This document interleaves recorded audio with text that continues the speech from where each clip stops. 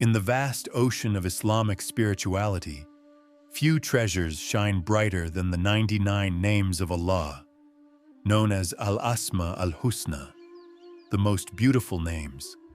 And among the great mystics of Islam, Muhyiddin Ibn Arabi, the 12th century Andalusian sage, stands as one who not only memorized these names, but breathed their reality. For him, these names were not abstract words, but living realities, reflections of the infinite divine light scattered across creation. This is not simply a list of titles. The 99 names are doorways, each one a mirror, a window, a fragrance of the one reality.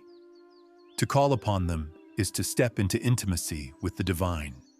To meditate on them is to discover them reflected in yourself, in others, and in every leaf, every star, every heartbeat. Ibn Arabi taught that existence itself is nothing but the unfolding of God's names. The universe is the grand stage where these names are displayed, each being a particular manifestation of one or more of them. To see creation properly is to recognize it as the theater of God's beautiful names. Ibn Arabi said, "The cosmos is nothing but the manifestation of the divine names. Everything we see is a mirror reflecting a particular name. Think of the name Al-Rahman, the All-Merciful. Every act of kindness, every gentle breeze, every mother's care, every unearned blessing is a reflection of this name. The world would not endure for a moment without Rahma, without mercy holding it together. Then there is al-Qahhar, the Subduer, the overwhelming. We witness this name in the storms, in the crushing power of time, in the humbling of human arrogance. Where Rahman comforts, Qahhar disciplines.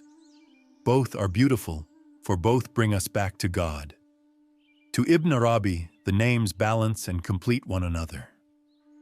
The world cannot exist with only mercy and no justice, with only gentleness and no majesty. The dance of names creates the harmony of existence. Ibn Arabi taught something extraordinary, that the perfect human, al-insan-al-kamil, is the being who reflects all the divine names in balance. Each of us already carries traces of these names.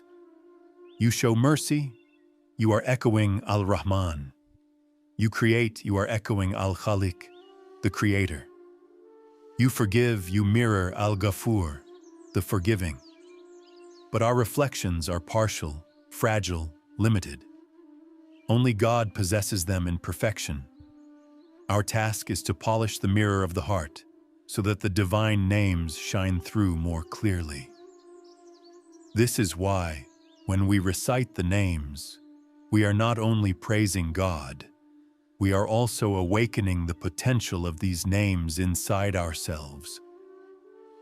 While tradition counts 99 names, Ibn Arabi insisted that God's names are in reality infinite. The number 99 is a mercy to human understanding, a way for us to grasp what cannot be fully grasped. The Qur'an itself says, "To God belong the most beautiful names, so call upon Him by them." It does not restrict them to 99. Ibn Arabi explained, "New situations in the world bring forth new manifestations of God's names. Every moment of creation reveals aspects of God that had never been displayed before. The names are endless, because God's creativity is endless. So when we call on Al-Nur, the light, Al-Sabur, the patient, or Al-Hakim, the wise, we are stepping into an ocean without shore. The Prophet Muhammad said, "God has 99 names. Whoever encompasses them enters paradise." Scholars debated what encompassing means. Ibn Arabi gave his answer. It means to live them, to embody them, to let them transform you. To know the name al-Ghafur is not simply to say God is forgiving.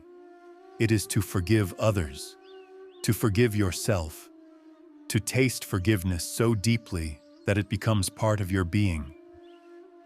To know al-Alim, the all-knowing, is not to memorize facts, but to see that all knowledge comes from God, and to approach learning with humility and awe. To know al-Wadud, the loving, is not to repeat the word, but to live love, to see it flow through every atom, to become a vessel of God's love in this world. Ibn Arabi reminds us, the names are not decorations for the tongue, they are paths for the soul. When a parent feeds a child, you are seeing al-Razak, the provider. When a judge seeks fairness, you are seeing al-Adl, the just. When someone forgives a debt, you are seeing al-Halim, the forbearing. When an artist paints, when an inventor creates, when a farmer plants seeds, here shines al-khalq, the creator.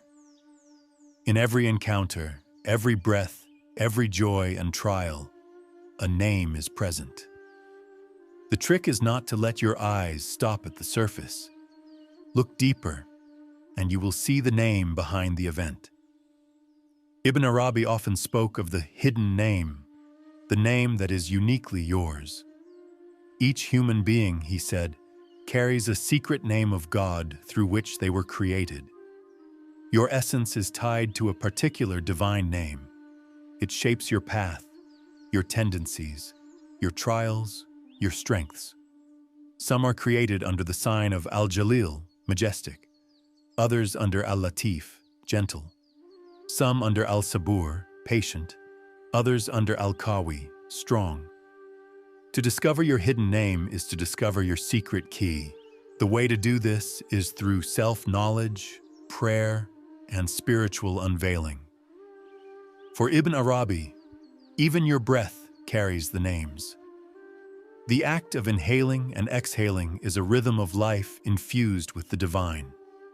He taught that every breath of the servant is either a praise, a remembrance, or a forgetfulness. When you breathe with awareness of God, you breathe the names. Your chest rises with al-Hayy, the ever-living. Your exhale returns with al-Qayyum, the self-subsisting. Thus the names are not outside of you. They live in your very breath. Ibn Arabi often explained the names through stories. He once said, imagine a king with 99 treasures, each locked in a chamber. Every chamber is unique. One is filled with gold, another with silk, another with weapons, another with gardens. The king tells his servant, if you want to know me, walk through these chambers, explore them, live among them. But know that I am not limited to these treasures. I am greater than them all. So too are the 99 names. They are keys to understanding God. But God himself transcends them. Some names appear to be opposites. Al-Muhyi, the giver of life, and Al-Mumit, the giver of death. Al-Rafi, the exalter, and Al-Kafid, the abaser. Al-Kabid, the withholder, and Al-Basit, the expander. For Ibn Arabi, these are not contradictions but harmonies. Just as day and night alternate, so do the names. One cannot exist without the other. Death reveals the beauty of life. Withholding reveals the sweetness of giving. Abasement teaches the value of exaltation. The names teach us to embrace paradox, to see unity in apparent opposites. To truly live the names, Ibn Arabi advised constant dhikr, remembrance. Not mechanical repetition, but deep invocation. When you say Ya Rahman, you are not just calling. You are unveiling mercy within yourself and in creation. The more you remember the names, the more you become colored by them. You become merciful through Ya Rahman. You become forgiving through Ya Ghafur. You become wise through Ya Hakim. This is the transformation that the Prophet promised. Whoever encompasses them enters paradise. Paradise is not only after death. It is the state of living in harmony with God's names here and now. At the heart of Ibn Arabi's teaching on the names is this: every name is a door to God, but no name alone defines Him. God is greater than all names, greater than all descriptions. He wrote in Futuhat al-Makkiyah, "Do not confine your Lord to one name, for you will be veiled from the rest of Him. Rather, let Him be every name for you, so that you may be His servant in every circumstance." This is the secret. If you only see God as Al-Jalil, majestic, you may become harsh. If you only see Him as Al-Latif, gentle, you may become indulgent. But if you let Him be all His names for you, then you walk the path of balance, the path of wholeness. The 99 names are more than words. They are stars in the sky of the heart. To know them is to navigate the journey of the soul. To live them is to become a mirror of the divine. Ibn Arabi calls us to see the names everywhere, in laughter and in tears, in blooming and in withering, in giving and in withholding. And in the end, when we have traveled through mercy, justice, wisdom, love, power, beauty, and majesty, we return to the truth that the names are infinite, and that beyond all names, God simply is. La ilaha illa Allah.